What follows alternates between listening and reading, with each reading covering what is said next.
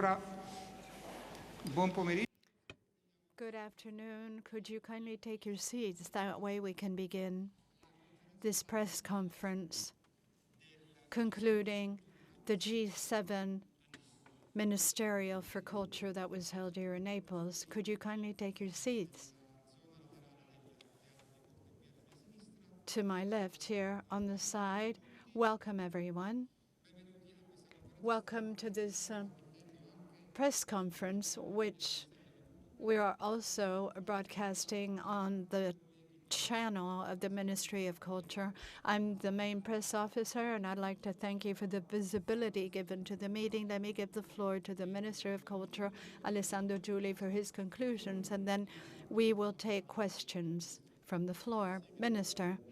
Thank you, Andrea Petrella, and thank you. I apologize for the slight delay. We have quite a number of things to say. I'll begin. We can reasonably speak of a true success of the Italian initiative, which after 7 years was able to gather once again the ministers of culture who are responsible for cultural policies of the G7 countries. As we know, Italy is a world leader, culturally speaking. It ranks number first in terms of the sites that are listed in the UN Heritage List. It has universally renowned excellencies in restoration, management of museums, and the fight against illicit trading and trafficking.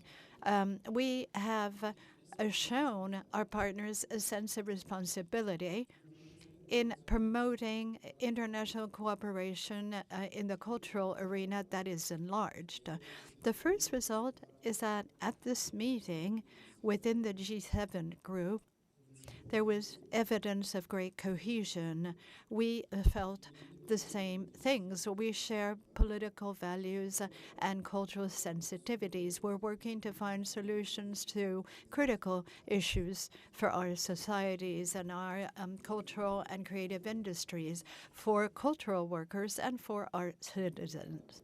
It's important to have found a full agreement in support of Ukrainian culture, to which we paid special attention, as I'm sure you've all noted. We had with us the new Minister for Culture, Mr. Toshinsky, on the occasion of his first visit abroad. And this at the very beginning of our proceedings to emphasize that the defense of cultural assets in the Ukraine is a challenge shared by us all, and there was unanimous support. We met with him, with a minister on the side, to define a journey starting from Naples through national coalition, an international coalition for the reconstruction of Ukraine.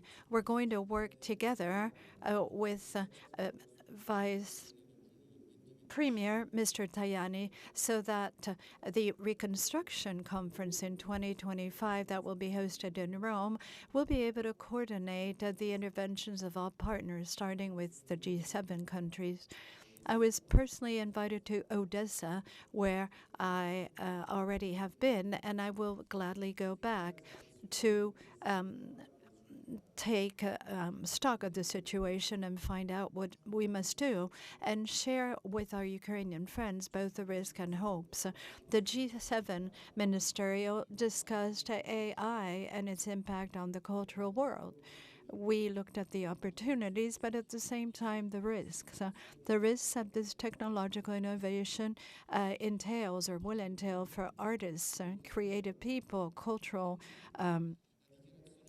practitioners. The Naples Declaration, and what a beautiful name that is. The Naples Declaration is a first G7 document and one of the first globally that looks at the impact of AI from different standpoints. I think we will be remembered for having given life to a very interesting initiative. We agree that this transformation must have at its center the defense of human dignity, as pointed out by the President of the Republic, Sergio Mattarella. The human being must always be mainly or centrally involved in creative processes, and AI needs to respect our rights and respect human creativity. And on this matter, there was unanimous agreement around the table and in the different sessions. There was also an agreement on the fact that companies that develop AI systems have to respect national legislations when it comes to copyright and intellectual property, and they have to respect the rights of creative people and of those whose ingenuity is developed to develop or is tapped into to develop. We talked about the fight against trafficking of cultural assets in a land that's been the subject of many theft and looting of cultural assets and that are part of our cultural identity. This is a problem that doesn't concern us all. The G7 recognize that Italy is a global leader and that we have many competences. This is indeed reflected in the final declaration. And our skills and competences may be useful to all of our friends and partners. First and foremost, I am thinking about the great competences of the Carabinieri for the protection of the cultural assets. It's a model, and I'm not just saying this. Our friends internationally agree. We converge on the fact that our experience should lead to a more fluid collaboration that can reduce the traffic of works of art within the G7 economies. Then we will assist developing countries in this area, as Italy is already doing with many partners who were not here today, like Armenia, Argentina, Mexico. The African Union was here. Anyway, with regard to climate change and natural disasters, we brought the experience of our technical experts. We shared our knowledge. And as Ministry of Culture, but also in terms of our Civil Protection Department, which is very much on the cutting edge in crisis management. There are many wonderful models in this sector that we are known for internationally. Then technologies like the Venice Dam are quite an example. The great infrastructure that will preserve Venice from high tide and flooding. This was discussed widely and met with the approval of our friends internationally. Of course, we can and must do better. We have to work to try to bridge gaps and make distances shorter, share our expertise, and learn from Japan, for instance, when it comes to earthquake management and the organization of infrastructure for seismic events. And we can learn from the U.S. in the management of typhoons and cyclones.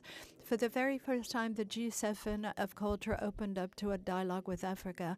And this is one of the elements that are closest to my heart and that I think really characterize this experience. This is an initiative that we conceived to implement the Mattei Plan for Africa to enhance the African culture in its richness and diversity, in its ability to teach us something. I wanted with me the president, current president of the African Union, Mr. Madou from Mauritania, and the AU Commissioner, Ms. Chassouma. I explained what the archaeological Park of Pompeii means in terms of development, although that doesn't need much explanation. Not only did I talk about Pompeii, but all of the neighboring areas that are now prospering because a lot of people are interested in going there as tourists and learning. Pompeii greatly contributes to the local economy, and its management has greatly improved over the past few years. Africa, too, has a lot of treasures that are not known that can create income and jobs and business. So the message that we wanted to convey is that the G7 and the other invited partners are ready to work with African governments to foster this development jointly while respecting African political choices and specificities without any sort of paternalism or without any will to go back to the spirit of colonialism, but in the endeavor to share and maybe form a single continent by the name of Eurafrica. The ministers warmly thanked us for the cultural events we organized for them and for being punctual, which is not to be taken for granted, and so I'm quite happy about that. We wanted to pay tribute to the culture of Naples, of course, its contemporary voices. We had the pleasure and the honor of enjoying a concert by the Scarlatti Oscar, conducted by Beatrice Venezzi, to award Jojo, or to recall, rather, and pay tribute to Jojo, maybe one of the most promising artists in the orchestra that should have been on the stage with them and that should have been with us in Pompeii. We wanted to invite the staff of the Archaeological Park of Pompeii to share with us this moment of creativity, which is really quite magical. It was only fair to really involve the people who day in and day out take care of the wonderful archaeological site of Pompeii. We also wanted to introduce the promising young talents of our music schools with a performance of instruments from a school of extraordinary talents who were with us at the National Archaeological Museum of Naples and who performed for us and really delighted our guests. We took the delegations to Pompeii and the Archaeological Museum, that are two UNESCO sites that bear witness to the value of culture. And each time we said, "Welcome to your own home." We celebrated the Italian culture through the performance of Andrea Bocelli and Gabriele Lavia, who understood the importance of our initiative and accepted our invitation to perform for us. In a touching way, both of them, both artists. And here, allow me to start expressing a word of thanks to several people. This small success story is due to somebody who always has something to contribute, the Undersecretary Gianmarco Mazzi. So from Naples, the great message that we convey is that culture is a pillar of the true antidote to conflict, the true solution to discord, to the tears and wounds of our times, and to the distress of this time. And all of this, I think, was captured in our bilateral and multilateral meetings. We got to know each other. We were able to speak to one another directly, and this generated a wonderful and encouraging and promising mindset. I said, we must not indeed have an attitude of desperation vis-a-vis the very distressing and painful issues that we are talking about. For example, environmental destruction and war and illicit trafficking of cultural assets. We instead discussed all this in a constructive spirit, trying to think of solutions without ever giving way to distress. Or to the idea that things are growing worse and worse. Instead, we expressed a positive spirit and cohesion. Let me now thank a few people, and then I will give you the floor. I feel duty-bound to very, very warmly thank the institutional task force that for the past 9 months has worked to secure the success of this G7 event. All the wonderful staff of the ministry, although I only came to the ministry 2 weeks ago, and the Minister Plenipotentiary, Nicola Plener, who was responsible for developing the program and all of the logistics, constantly in synergy with the Ministry of Culture. If you have any doubts, just talk to the foreign delegations who came to Naples. They'll be able to confirm what I'm saying. I'd like to thank the prefect of Naples and his team who coordinated impeccably the safety and security measures of this international event in coordination with the Questura and the provincial guards and the various law enforcement corps, also the military airport at Capodichino, who welcomed the delegations in a very efficient manner. Obviously, I also wish to thank the mayor of Naples, Gaetano Manfredi, the municipality of Naples, the local law enforcement, the citizens of Naples, and even the tourists who very warmly welcomed the ministers of culture of G7 and all the international guests very patiently had to endure certain safety and security measures that were necessary to make sure everything ran smoothly. Finally, thank you to all those who in the Ministry of Culture worked for an event that placed Italy very much at the center of international dialogue. Thank you also to the former minister, Gennaro San Giuliano, who conceived and created laid the foundations for this successful meeting. And then the Viminale, which is a ministry of the interior, that was very much at the center of it all in providing a safe and secure environment while the Ministry of Culture and the Italian G7 delegation worked on the contents and ideas and created the logistical apparatus along with the programs that were truly excellent. At this point, I believe I have said it all, and I'll be happy to open the floor for any questions or comments. Grazie, signor Ministro. Cominciamo. Thank you, Minister. We'll now open the floor for questions. I would like to invite the colleagues to put their questions. We have Prietti from TG1, and then we have 2 other questions coming from representatives of local newspapers. Minister, good afternoon. I'd like to know whether, with respect to the themes you had on your program and your objectives, were there any points where you think that something, a little more could have been achieved? Well, that's always the case. It's always possible to do a little more. But in the light of what we have achieved, the results, the statement that is public, I think that we went well beyond expectations.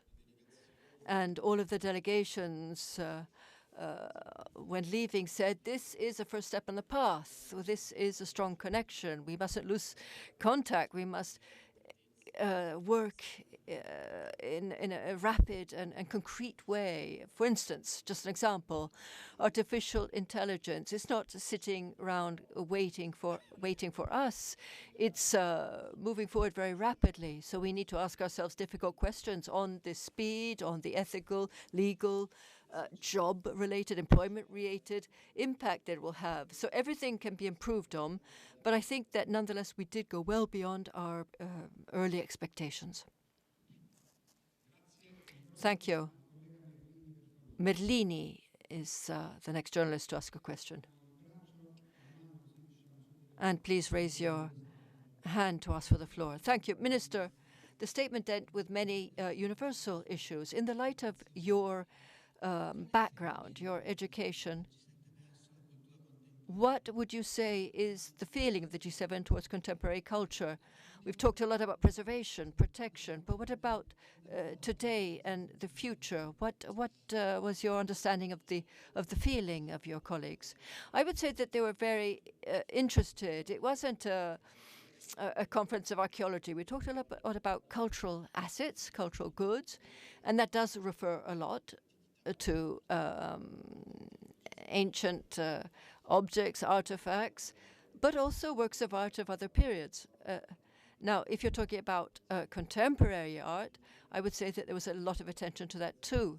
When we speak about our present days and what is urgent today, it has to do with restoration and protection of also contemporary work. I don't know if I can give examples coming from bilateral conversations we had, but I did lead a museum of contemporary art, and I had very interesting discussion with India on the contacts between these millennia-old cultures and developments in the area such as cinema and other aspects, and contemporary art.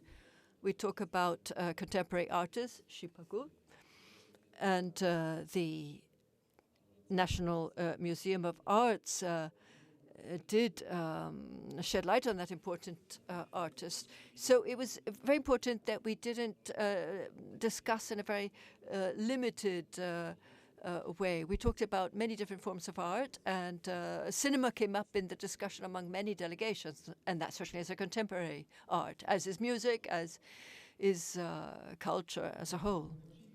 Thank you. Procaccini, yes.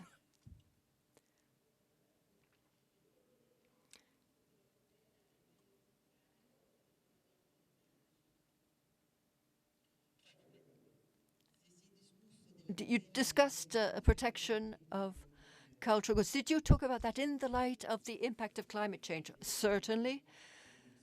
It was a subject of both our group discussions in plenary and in our bilateral talks. It's important to really share our knowledge and expertise on the protection of works of art and those sites, of heritage sites that are in areas that are especially vulnerable to the impact of climate change. A special point, for instance, was the geographical areas where indigenous peoples live or disadvantaged social groups, and that hold great treasures of art and culture and popular traditions, who are the first to be affected by natural disasters and often the last to be protected. So there was some very important conversation on this point. And our other countries that were the guests here, along with the G7, also brought it up. And it certainly was a subject that was discussed at length in our conversations. Yes, thank you. Jana Gagliardi of Sky TV 24 News.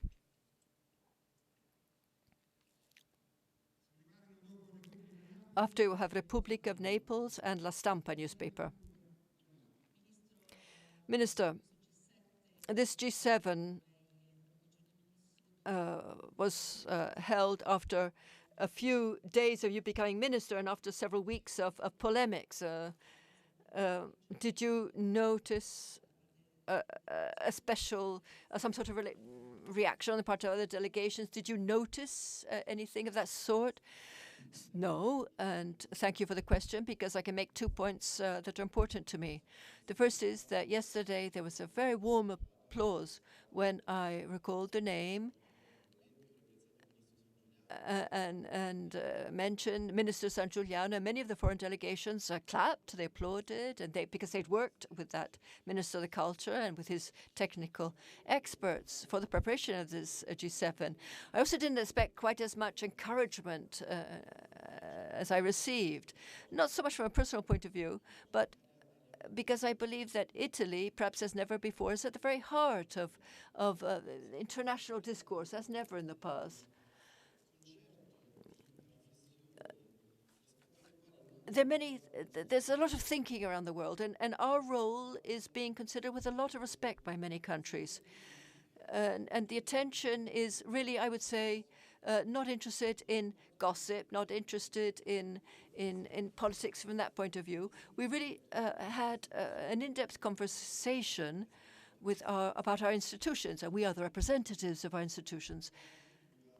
And it's a fact that when we speak of culture, Italy really already has a huge advantage compared to just about every other country. That includes the great superpowers with very high GDPs. When we're speaking of culture and they see Italy, and when they come to Naples, and let me say this clearly, when they look around and when they speak with us, then it is with deep respect. And of course, they are treated in turn with the same level of deep respect. Thank you. Repubblica newspaper from Naples. If our colleague can stand up, we can recognize him and give him a mic there. Minister, I'd like to know whether you intend to confirm as Councillor of Music in your ministry, Beatrice Venezzi. There was some mention of a conflict of interest. You have also been a journalist. Now, public opinion, according to you, will recall this as the G7 of Naples and Pompeii, or the G7 of Minister San Giuliano and Boccia? Well, what public opinion are you speaking of? If you're speaking of what we read, I would say very much in newspapers, chiefly, and in the G7, then I would say no. I think that this will be seen as an important step in our international conversations on the present and future of culture. So I think from historically, it will be seen very well. Regarding Beatrice Venezia, I hope we don't lose her because she's a very important resource. She is in demand throughout the world, so there is a risk of losing her. So we must have meetings and try to have as much of her as we can in terms of her participation, her presence. Obviously, as such a well-known conductor of orchestras is traveling throughout the world, so we must be very careful not to lose such an important figure. Thank you. Amabile in the fourth row, to be followed by Lanza.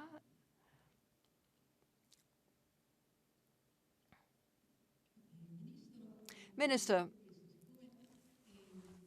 I'd like to ask you the following. In other G7s, and also the G7 to be held in Syracuse, in Sicily, the journalists will be able to attend different meetings. Now, why were journalists instead excluded here in Naples? Is it due to the San Giuliano Boccia affair, or was there any other reason for it? Well, every G7 is a case on its own, a story on its own. I'd like to speak about this G7. Now, United States, Canada, Germany, European Union, Canada, ICROM, India, Greece, African Union, Mauritania, Brazil. You want to know whether we talked about the San Giuliano case? Well, the answer is no. There was no gossip here. Minister San Giuliano was mentioned with gratitude by myself and applauded by everyone. And this was a G7 that was really fundamental importance. We've been waiting for it for 7 years. It went as planned. The material was produced real time. We didn't close ourselves up in this beautiful palace to talk about subjects in a very confined way. It was open. We weren't scared of having questions while we were reflecting on important areas such as climate change, on what the impact of some WhatsApp chats might have on climate change. It was not relevant to our matters at hand. ANSA agency. Minister, thank you. I'd like to ask the following. You paid tribute to your predecessor who organized this meeting, important meeting, quite rightly. But we can consider it the last act of your predecessor, and your leadership of the ministry is beginning now. Have you thought of any activity, anything you want to do to really impress your mark on the leadership? When San Giuliano took over, for instance, he announced some exhibitions that he thought were right to have. Do you, for instance, have any exhibition in mind that you'd like to organize besides those that you organized at Maxi? Well, you want me to continue that line of work? To say that it was the last act of my predecessor sounds a little funereal. Let's say that it was a perfect summary of his work, his leadership. But it wasn't only Minister San Giuliano behind it. There was a group of great experts who worked with him, and you already know many of them. And then I started working only a short while ago. But I continued with this group of persons, and the organization had been very well led by Minister San Giuliano. Now, you asked me, are there any exhibitions that I'd like to organize? Well, there are some exhibitions that had been planned by the Ministry of Culture, not by the minister himself, but by the ministry as a whole, with wonderful foundations and Italian museums. They're already in the pipeline. They will continue. So what has been initiated is at a very high scientific and aesthetic level, and there will be no disruptions to the planning that is already in place. Everything can be perfected. That was true in the past and will be true in the future. Now, exhibitions for myself, I don't have any ideas of my own. Exhibitions will never be mine, nor they have ever been mine. Exhibitions are the result of people whose responsibility it is to come up with ideas, and the directors of museums and the cultural institutions. The minister can give suggestions or listen to suggestions, but you shouldn't think that there are any personal whims of ministers coming in. I rejected it at the beginning, and it's still not the way I would like to think now. Thank you. We have the last three questions from Agi Kult, Emanuele Gatto, Watcher Post, Piero de Safore, and then TGR of the region of Campania. So 3 last questions. Good afternoon, Minister.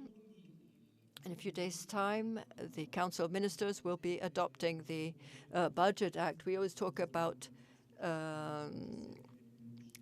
culture. It was said that Italian culture has been recognized internationally, but after the Budget Act, we always say that culture has been underestimated, is the unloved stepchild, etc., etc. So, looking towards the next Budget Act, what ideas will you be bringing to the Council of Ministers? And do you have any requests that you've already put forward to the President of the Council of Ministers? Well, let me start by saying that I wouldn't speak of culture that feeds us or doesn't feed us, culture that generates income or not. I would sort of separate culture from other industries like the oil industry or whatever. Culture is civilization. We don't need to think of it in terms of something that feeds into the budget. Of course, we'll all play the game as we do during the Budget Act discussions. If there are to be cuts, there will be a lot of discussion, but I see goodwill on the part of our government colleagues. There's Giancarlo Giorgetti, who's the Minister of the Economy. He will be presenting his proposal for the Budget Act. It will be discussed, and of course then each minister will have his or her own red lines and will go to the plate to bat for their own respective ministries. So if there were sensitive points to be defended, I will be sure to stand up for the ministry, but I don't have any forecast now of any special risks for the culture ministry. Money's never enough for culture, and it's abstract. It's true in abstract terms, it's true in practical terms. We could easily multiply the budget by 3. But of course, there is a budget that needs to be respected, and you do your best, on one hand, not to waste public resources, and on the other, to do the best things to achieve worthwhile results for the benefit of all citizens. Minister, we've spoken a lot about enhancing the value of the historical and cultural heritage. Article 9 of the Italian Constitution makes no difference between public and private cultural heritage. Now, in these days, has there been any opportunity to speak with other delegations about acknowledging and enhancing the value of the considerable private artistic heritage? There's some countries where this is more important. For instance, in the English-speaking world, private collections are more important, and we did talk about, for instance, very important international cinema producers, which obviously are private companies, and they may be interested in interacting with our high points in our culture, with our. So there can be dialogue, public-private sector dialogue, but let's say that this wasn't a very important part of our conversation, not because we're not interested in attracting investment. That indeed we did talk about, how to attract investment, but because the central issue of our discussion was really what can be done through institutional initiatives. So there are intersections of the public and private sectors. There was some discussion of that, but I would say that the heart of this Culture G7 was dedicated to the official positions of the G7 members and the members who joined us in the enlarged version. And there are two central points, I would say, Ukraine and Africa. I would say that those were the two poles of our discussion. And I wouldn't say that the rest was in the background or on the back burner, but there were excellent proposals. But I think that a discussion on private investments was important, but perhaps a less important part of our conversations. Thank you. Last question, GR Radio of Campania. Good afternoon, Minister. You have said that to the mayor of Naples that the projects that are already underway will continue. There is the Hotel for the Poor, Albergo dei Poveri. It's a project. Then you talked about Pompeii, new investments for that archaeological site that is already always offering us new surprises, and the other archaeological sites do the same. Yes, I did have a discussion with Mayor Manfredi of Naples, and President De Luca was also present to a degree in our conversations, and I confirmed my personal interest and the interests of the ministry in what has already been scheduled, and that it is quite a lot. So there is the Albergo dei Poveri, but there are also all of those Roman villa, the fabric of Roman villa along the coast and some more inland, surrounding Pompeii and Herculaneum. There's actually a network of archaeological sites, some of these sites dating back to the Bronze Age. So it's a period in which we didn't have quite so many frescoes and more huts, but nonetheless places of great archaeological interest, and we want to live up to the commitments that have been undertaken, and we understand the legitimate interests of the people of the region of Campania and the city of Naples, and their what they hope for from the Minister of Culture. There was no lack of interest, and there will never be a lack of interest in the historical sites, which, as we tried to prove, are not of regional value. We're certainly proud of them, but they have not only a national but also a universal value. Thank you, Minister. I think that if there aren't any other questions, all right, we see the very last question. Nicola Barone of the Sole 24 newspaper. Good afternoon, Minister. In your talks leading up to the conference, you talked about the impact of the implementation of artificial intelligence. Now, can you think in terms of regulation in this area? Would it be appropriate to have regulations and norms in place for the benefit, in particular, of the creative industries? Yes. I would say that this is really one of the main purposes of summits such as the enlarged G7, because it's obvious that Europe has a special awareness and sensitivity and a regulatory approach that is quite strong. Italy is the cradle of law jurisprudence, so we are interested in norm-based approaches. But in an international community, we can't only think that artificial intelligence can be addressed from our point of view with our way of reading. We have different partners, and they may have a different sensitivity. And I'm thinking of the United States, for instance. So this was an opportunity not so much to say, hold on, stop the works, we've got to write an international code on artificial intelligence.